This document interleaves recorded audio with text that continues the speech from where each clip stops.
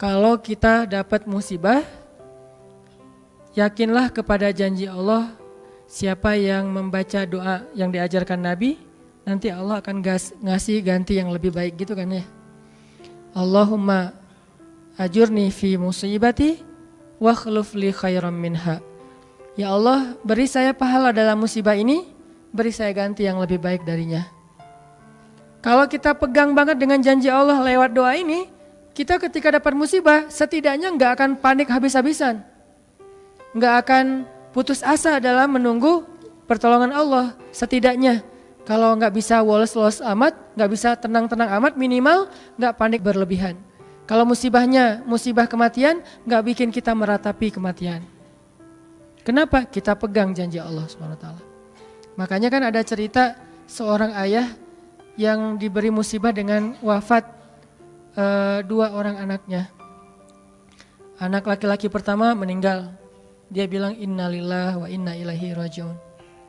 Anak laki-laki kedua meninggal, dia bilang innalillah wa inna ilaihi rajiun.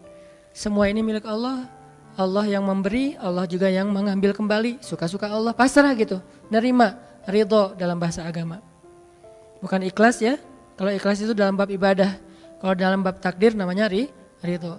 Raditu billahi robba. Saya ridho deh dengan ketentuan Allah, itu namanya ridho. Bukan yang ikhlas ya. Ikhlas apaan? Orang nggak lagi ibadah kan? Lagi ada musibah. Jadi bukan yang ikhlas ya, bukan. Tapi yang ridho ya. Kalau mau lebih tepat nih, tapi nggak apa-apa deh. Pakai bahasa kita aja. Tapi kalau mau lebih tepat maknanya yang ridho ya, sing ridho ya gitu. Bukan sing ikhlas. Karena ikhlas itu ibadah ritual. Nah, dia ridho tuh. Innalillah wa inna ilaihi rajiun. Innalillah wa inna ilaihi rajiun.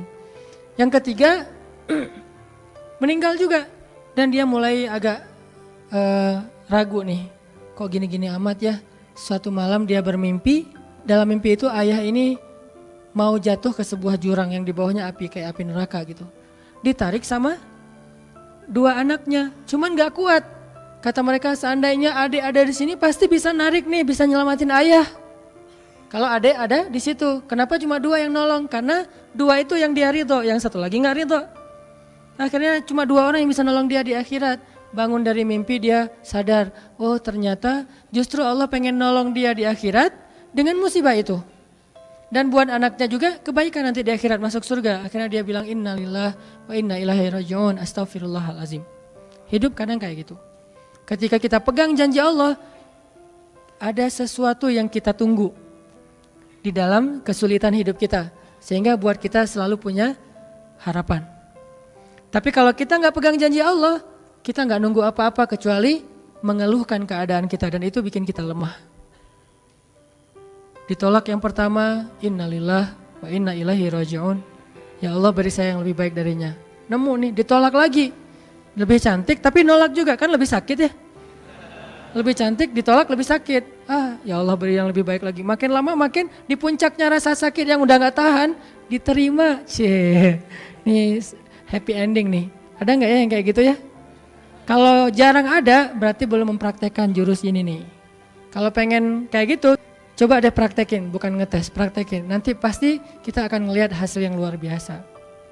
Jadi pegang janji Allah. Saya kalau nggak selalu sih, kadang-kadang nih, terutama hal-hal yang masih mampu. Ada musibah kecil, langsung berpegangan pada janji Allah. Nah, ntar Allah ganti yang lebih baik. Tapi itu harus dengan bahasa hati ya, bukan dengan lisan doang nih. Wa khluf li khairam minha. Hati nggak percaya. Allah kan bermuamalah berakad dengan kita lewat hati itu teman-teman. Allah nggak berakad dengan kita lewat lisan doang. Makanya niat itu kan sesuatu yang terbersih di dalam hati. Walaupun dalam prakteknya ada mazhab yang mengucapkan, ada mazhab yang tidak mengucapkan. Yang jelas secara definisinya terbersih di dalam hati. Innamal a'malu binniyat. Terus Nabi menunjukkan dalam riwayat yang lain, Nabi menunjukkan ke dadanya atau hatinya. Artinya Allah berakad dengan kita itu dengan hati. Jadi kita kalau mau ditolong Allah, katakan kalimat itu dengan benar-benar yakin di hati kita. Wa khluf li khairam minha. Emang yakin saya Allah bisa ganti nih. Yakin. Gimana caranya? Itu bukan bagian kita, itu bagian Allah. Bagian kita berharap, bagian Allah memberikan cara. Jangan sampai kita mengambil bagian Allah, pasti kita akan kebingungan, orang kita bukan Tuhan. Mengambil bagian Allah apa? Harus jelas caranya. Kalau nggak jelas nggak percaya, terlalu logis. Akhirnya nggak lagi ada ruang untuk kita berharap kepada sesuatu. Jangan ngambil bagian Allah. Gimana caranya? Ya terserah Allah. Yang penting saya berharap Allah ganti yang lebih baik. Ikhtiar urusan kewajiban kita kepada Allah, bukan cara itu teh. Kewajiban kita kepada Allah. Ikhtiar itu dalam agama kayak ibadah, sholat, puasa, zakat. Bukan jalan untuk menemukan suatu kebaikan, karena Allah yang menentukan. Kadang-kadang kita ikhtiar ini jalannya dari yang lain. Kita ngejar, ternyata dapatnya justru yang kita sering pakai curhat. Kan beda-beda kan cara Allah ya. Kita ngejar, gak berhasil, curhat lagi ke teman kita di sebelah. Ternyata bukan dia yang jadi sama dia, kita jadi sama dia gitu maksudnya. Ini artinya emang Allah yang punya cara. Asbab, subul. Walladzina jahadu fina lanahdiyannahum subulana. Orang yang bersungguh-sungguh di jalan kami yang akan tunjukkan kepada cara-cara menuju kepada kebaikan. Subul bukan cuma satu. Kalau satu sabil, ini berarti Allah yang punya cara. Ya Allah, beri saya ganti yang lebih baik. Saya yakin banget nih. Kata teman kita, caranya gimana? Kayaknya mustahil deh. Allah punya cara. Allah bisa mendatangkan sesuatu dengan cara-cara yang kita mengerti, ilmiah, logis.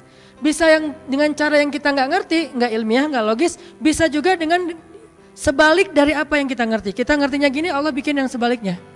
Allah punya banyak cara. Contoh, Allah mendatangkan kita, melahirkan manusia itu dari pasangan ayah dan ibu. Ilmiah, logis, bisa dijelaskan secara keilmuan. Tapi Allah juga bisa mendatangkan seorang anak tanpa ayah seperti Isa dari rahimnya Siti Maryam yang suci. Atau bisa juga mendatangkan seekor onta bukan dari induknya tapi keluar dari batu seperti ontanya Nabi Solih. Allah bisa mendatangkan segala sesuatu dari cara-cara yang yahtasib aula yahtasib.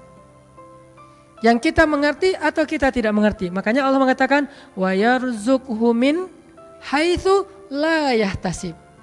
Allah kasih rezeki dari jalan haitsu la yahtasib, yang enggak pernah kalian duga. Berarti kalau masih keduga bukan itu jalannya. Bisa sih kayaknya jalan ini, bukan itu. Bisa sih ini, bukan itu. Terus jalannya apa? Yakin, itulah jalannya. Allah yang akan mendatangkan dengan surprise. Kayaknya surprise itu lebih seru sih. Dan surprise Allah itu emang pasti. Allah kalau ngasih surprise itu benar-benar ngasih dan buat kita benar-benar ngerasa beruntung. Kalau kita percaya, makanya berakatlah dengan Allah lewat hati. Hadza ma wa'adanallahu wa rasuluh wa sadaqallahu wa rasuluh. Benarlah Allah dan Rasul. Hasbiyallah atau apapun ucapan-ucapan belief, termasuk wakhluf li khairam minha, beri saya ganti yang lebih baik darinya. Tapi kita berakad itu dengan hati, Allah tunjukin tuh. Ini yang bisa bikin kita sedikit lebih tenang atau banyak bisa dapat ketenangan kalau kita dalam kondisi yang sulit. Kalau diuji dalam hal-hal yang kayaknya mentok gitu, mau kemana lagi nih, mau gimana lagi nih, mau apa lagi nih, kan gitu kan? Udah nggak tahu lagi mau gimana, mau kemana, mau apa, mau siapa lagi nih? Kayaknya semua yang di list reunian udah ditembak satu-satu, gagal semua gitu kan. Mau siapa lagi nih? Teman kuliah udah, teman SMA udah, sampai teman SD juga udah. Masa nyari teman TK gitu kan ya? Nyari semua nolak, ke siapa lagi? Allah yang punya siapanya.